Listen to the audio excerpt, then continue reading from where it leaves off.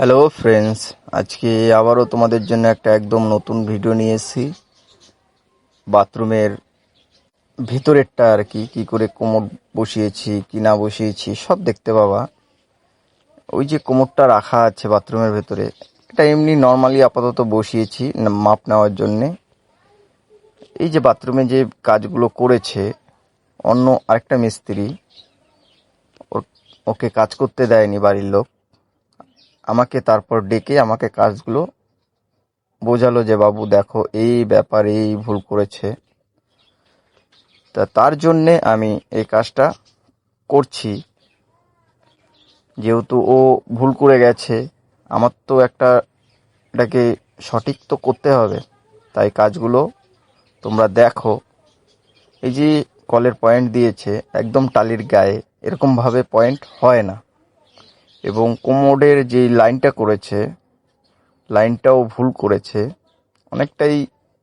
Maximum 10 থেকে 11 ইঞ্চির মধ্যে থাকে, ও একদম 5 ইঞ্চির মধ্যে রেখেছে। এই যে সিস্টেনের পয়েন্টে খুব প্রবলেম হচ্ছিল কোমরটা আমার বসানোর পর লাগাতে, যেহেতু পিছনে জায়গা কম। এই যে দেখো ক্লিপ লাগাচ্ছি সিস্টেম বক্সটা ঝুলানোর জন্যে।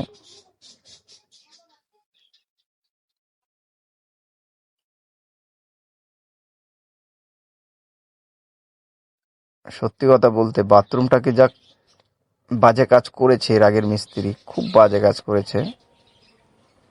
তো এই যে পয়েন্টগুলো দেখতে পাচ্ছ তোমরা, শাওয়ারের পয়েন্ট, এগুলো ম্যাক্সিমাম 2 ইঞ্চি করে ভেতরে ঢোকানো ছিল টালির ভেতরে।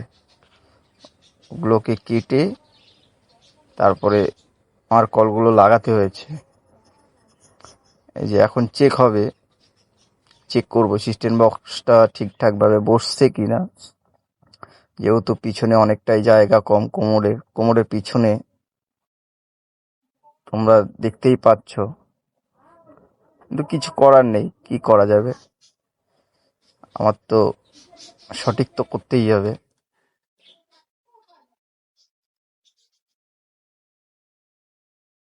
তো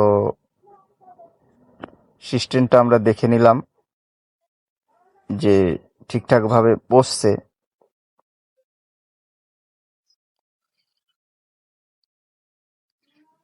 এবার সিস্টেমটাকে খুলে আমরা সিস্টেমের গার্ড লাগিয়ে নেব।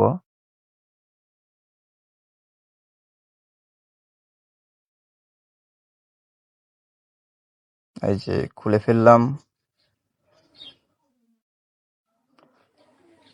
এখন গার্ড লাগাবো। আর তোমাদের আরও একটা কথা বলি, যে কোনো কাজ প্লাম্বিংয়ের আমি নিজে হাতে কাজ করি। এই যে টোটাল আমার লাগানো পুরো কমপ্লিট, কিছু কিছু কল বাকি আছে। বাড়ির মালিক বলেছে পরে লাগাবে, তার কারণে আমি ছেড়ে দিয়েছি। বাদবাকি ট্যাঙ্কির যত লাইন আছে সব রেডি করে দিয়েছি। কোমোডও লাগানো আমার কমপ্লিট হয়ে গেছে। তোমাদের ভিডিওটা যদি ভালো লেগে থাকে তাহলে লাইক করো, কমেন্ট করো, সাবস্ক্রাইব করো।